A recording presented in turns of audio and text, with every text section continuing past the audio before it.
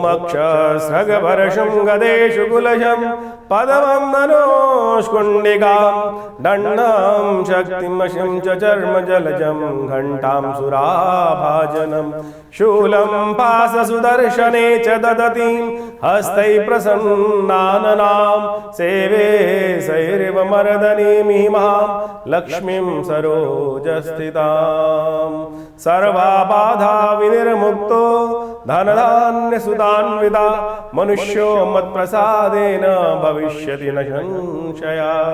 नमस्कार, स्वागत है आपका आचार्यवाणी में। मैं आचार्य डॉक्टर विक्रमादित्य आपके साथ हूं और आज का विषय हमारा है तुला राशि। तुला राशि वालों के लिए ग्रह नक्षत्रों का योग किस प्रकार का बन रहा है फरवरी महीने में। देखिए, फरवरी का महीना जो है ना, यदि हम बात करें तुला राशि वालों के लिए बहुत महत्वपूर्ण है। आपकी राशि के स्वामी हैं शुक्र महाराज और वो होके बैठे हैं उच्च के, और ये आपके लिए प्रबल विजय का योग बनाते दिखाई दे रहे हैं। लेकिन ध्यान रखिएगा, ये समय बड़ा ही दो धारी तलवार वाला समय है।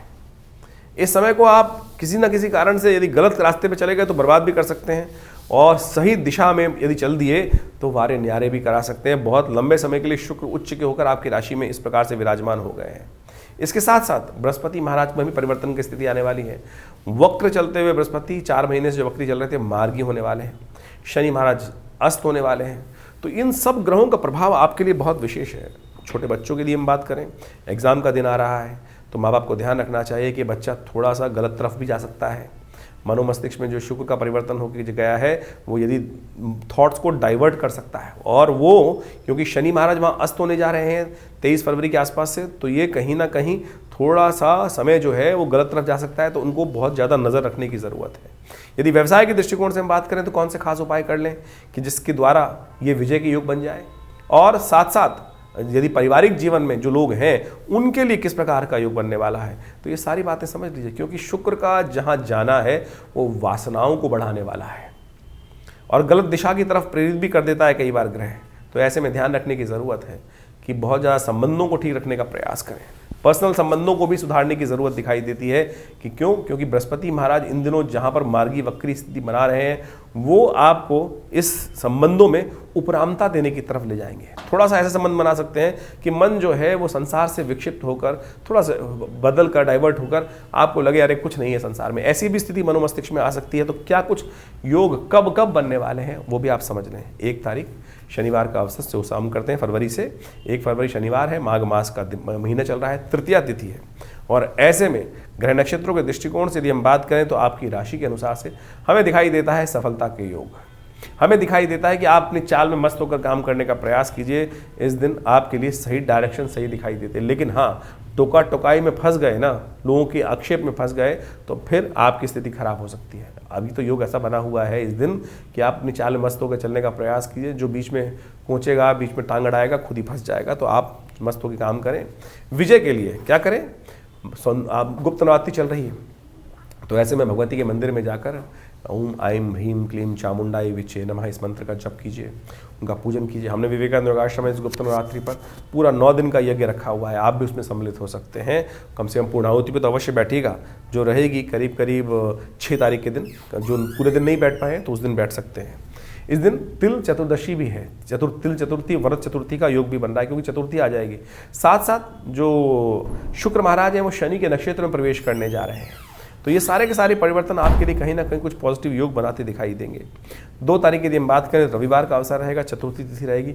बसंत पंचमी के युक्त चतुर्थी योग बन रही है। पंचमी क्षय हो जाएगी। दिल्ली के पंचांग के अनुसार से यदि हम बात करें तो पंचमी क्षय हो रही है। ऐसे में ध्यान रखना चाहिए। बहुत सारे लोग बसंत पंचमी का योग देखकर अपने आप ही बिना मुहूर्त देखे शादी की तरफ प्रेरित हो जाते हैं।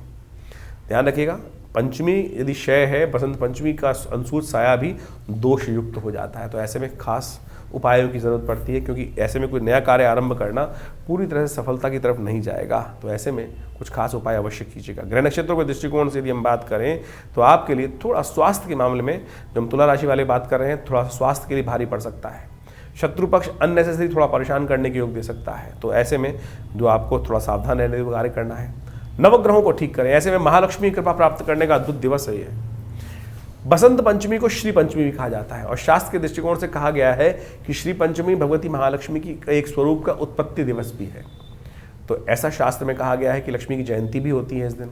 तो ऐसे में अवश्य हमने विवेकानंद योगाश्रम में नवग्रह शांति महायज्ञ, महालक्ष्मी यज्ञ, सरस्वती यज्ञ, समस्त यज्ञों का आयोजन किया है। आप भी उसमें सम्मिलित हो सकते हैं, बैठ सकते हैं, शुभ तिथि में अपने नाम से यज्ञ करा सकते हैं। उसके लिए फ़ोन नंबर स्क्रीन पे दिए हुए हैं, संपर्क साध के पूरी व्यवस्था जान लीजिए।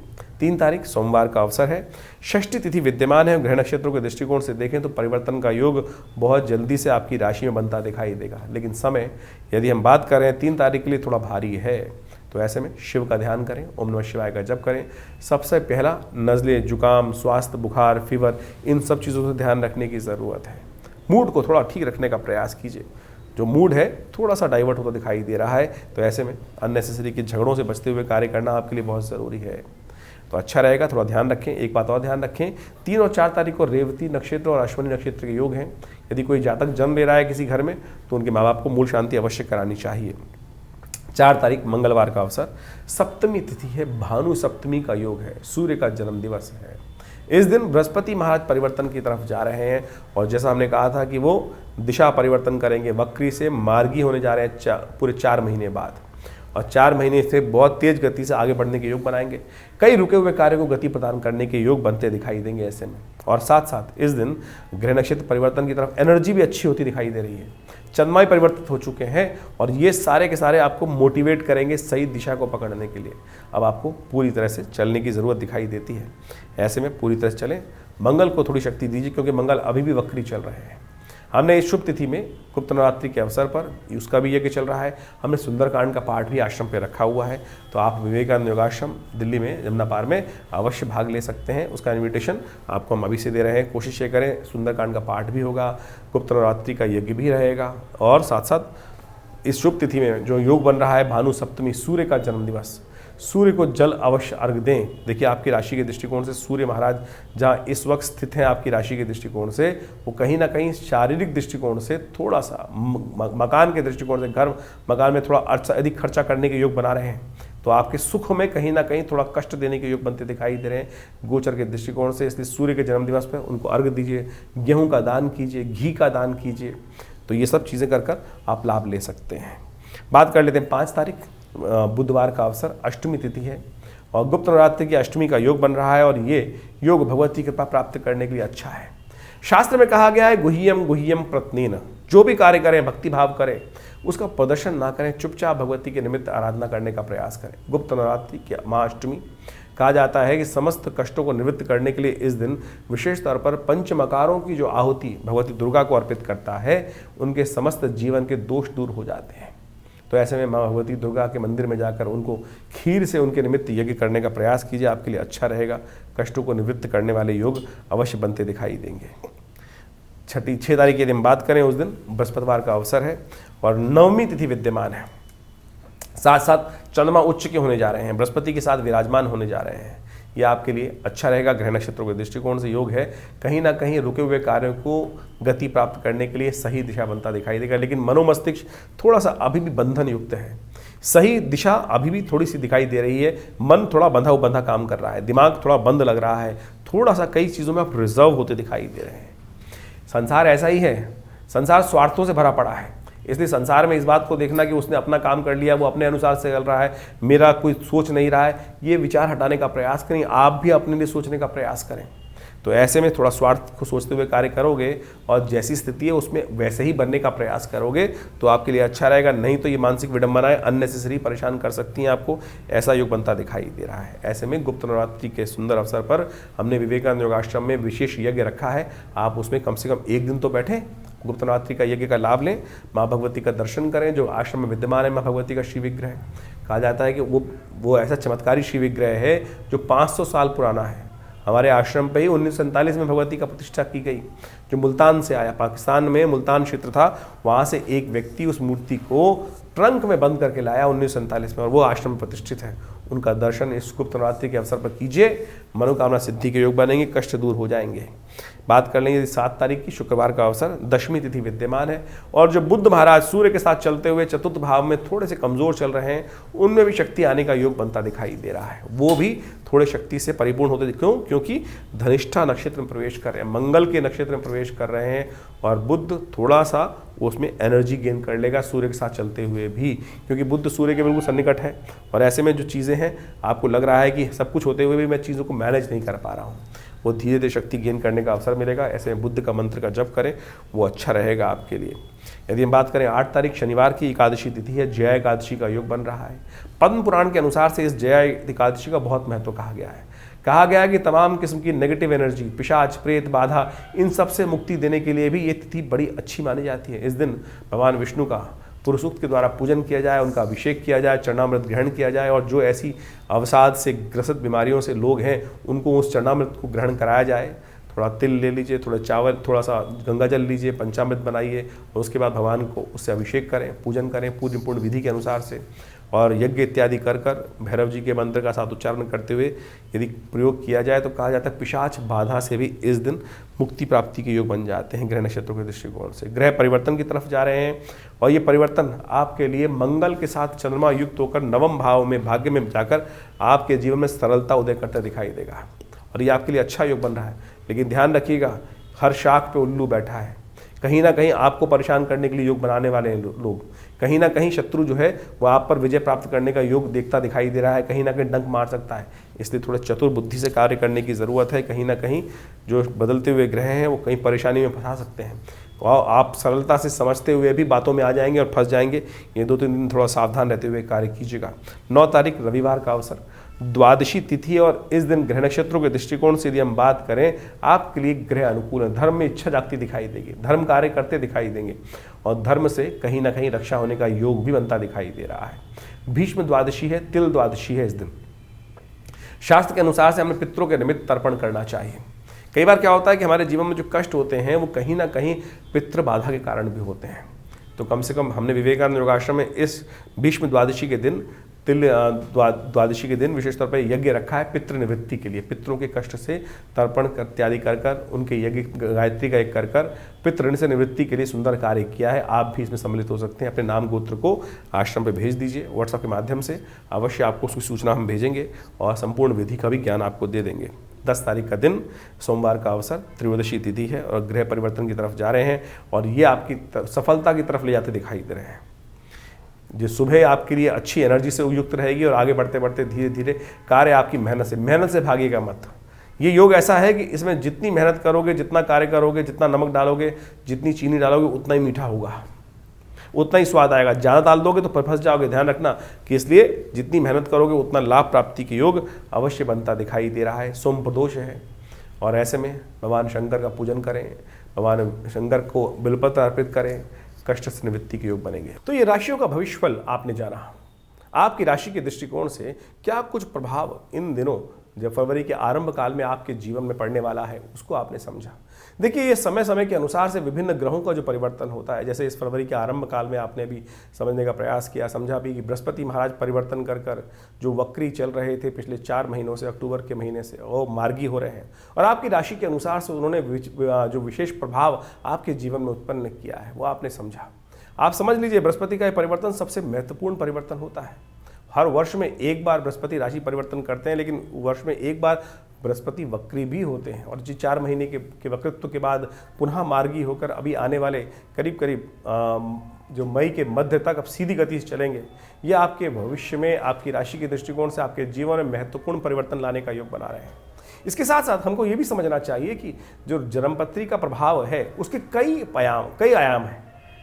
ये जन्मपत्री के दृष्टिकोण से हमें एक एक बात समझने का प्रयास करना चाहिए कि हम राशि को, बहुत सारे लोगों के मन में कई बार प्रश्न उठ जाता है, तो राशि तो बहुत सारे लोगों की, बिल्कुल ठीक बात है, राशि तो बहुत सारे लोगों की हो सकती है, लेकिन आपकी जन्मपत्री के साथ, आपके दशाओं के साथ, आपके ग्रहों के योगायोग के साथ उस गोचर के प्रभाव को जब मिलाकर देखा जाता है, तब वो जीवन में भाग्य के जो योग बन रहे होते हैं वो समझ में आ जाते हैं कि हमारे लिए आने वाला समय सही है या नहीं है। लेकिन राशि के दृष्टिकोण से जो हमने आपके समक्ष भाव उपस्थित किया वो भी बहुत ब्रॉडर स्पेक्ट्रम के तौर पर बता सकता है। यदि इंडिविजुअल रूप से हर व्यक्ति के बारे में सही रूप से जानने का हम प्रयास करें तो वो भी बड़ा संभव है कि जन्मपत्री को विशेष तौर पर अध्ययन कर बहुत सारे ग्रहों के योगा योग को देखकर आपकी जन्मपत्री में कौन से प्रकार के योग बने हुए हैं।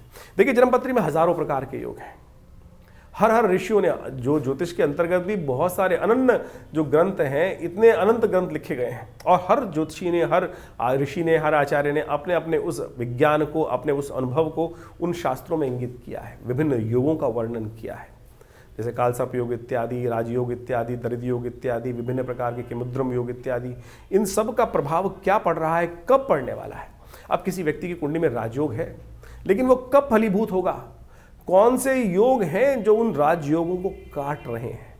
देखिए, आप कंप्यूटर से जन्मपत्री कई बार निकालते हैं तो उसके अंदर बहुत सारी डिटेल लिख के आती है कि इस प्रकार का राजयोग है, इस प्रकार का राजयोग है, इस प्रकार का राजयोग है, लेकिन उसके साथ साथ कुछ अशुभ योग भी होते हैं। उन प्लस माइनस कर उन चीज़ों का अध्ययन करने की आवश्यकता है। फिर दशाएं कौन सी चल रही हैं, दशाओं के अंतर्गत जिसकी दशा चल रही है उससे वो दशेश जो है वो कहाँ बैठा है, किस प्रकार के योग बना रहा है।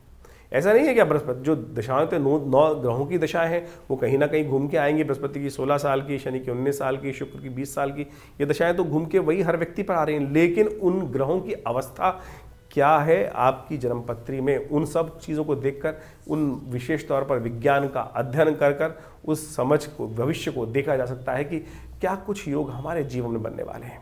हम लोग व्यवसाय कर लेते हैं बहुत सारे, क्या वो व्यवसाय हमारे लिए उपयुक्त है? हर व्यक्ति के लिए हर लाइन उपयुक्त नहीं होती है, इस बात को हमें समझना चाहिए। क्या होता था, जाना था हमको किसी और दिशा में जो सफलता मिलनी थी, लेकिन हम जा रहे हैं उल्टी दिशा में, और फिर जीवन पर्यंत घूम घाम के अंत में भटकते हुए आते हैं सही दिशा में और जीवन निकल जाता है बहुत लंबा, और फिर पता चलता है अरे पहले से ही इस दिशा में इस कार्य को कर लेते तो बहुत सुंदर हो जाता। ये विषय जन्मपत्री का है। बाल्यकाल में ही जब हम जन्मपत्री देखते हैं ज्योतिषीगण, तो बच्चे को बताते हैं, माता पिता को बताते हैं कि इसको इस दिशा में डालना। गौतम बुद्ध की कथा आपने सुनी होगी। गौतम बुद्ध के संबंध में जब ज्योतिषी गणों ने उनकी जन्मपत्री को देखा तो बताया उनके पिता को कि ये बच्चा सन्यासी बन सकता है। पिता ने लाख प्रयास किया कि बच्चे को उस तरफ ना डाला जाए, बांध के रख दिया गया बिल्कुल। जो ऐसे किसी व्यक्ति को, साधु व्यक्ति को उनके जीवन में लाने का प्रयास ही नहीं किया गया, लेकिन फिर भी जब काल आया, समय आया, वो व्यक्ति बदल गया। तो इसी प्रकार से आपके जीवन में कौन से योग हैं, किस प्रकार से आपको लाभ प्राप्ति के योग बनने हैं, कब आपको सफलता प्राप्त करने के योग बनने हैं, वो यदि आप समझ लें आपकी जन्मपत्री के अनुसार से, तो आप अपने जीवन में परिवर्तन का मार्ग बहुत जल्दी से प्राप्त कर सकते हैं। नहीं तो भटकते रहेंगे। देखिए, सुर दुर्लभ मानुष तन पावा, 84 लाख योनियों में भटकने के बाद इस मनुष्य जन्म को प्राप्त किया है। और फिर इसमें भी यदि अज्ञानता से कार्य करेंगे तो अज्ञानता से कार्य करने से क्या होगा कि वो जीवन में सफलता नहीं मिल पाएगी। अज्ञानता को दूर करें, ज्योतिष विज्ञान का विषय है। आज नासा भी, बाहर के विदेशी वैज्ञानिक भी हमारी उन काल गणनाओं को, ज्योतिष के पंचांग को सत्य मानते हैं। सोचे तो हमारी कई बार लोग भ्रांति उत्पन्न करने के लिए बहुत सारी बातें उत्पन्न कर देते हैं, मनोमस्तिष्क में डाल देते हैं, अरे कुछ नहीं होता है। बहुत कुछ होता है, हमने देखा प्रत्यक्ष भाव से। आज भी देखते हैं, नृत्यपति देखते हैं कि बहुत सारे लोग आते हैं और वो योगा योग जो है प्रत्यक्ष अकाट्य भाव से जीवन में घटित हो रहे होते हैं।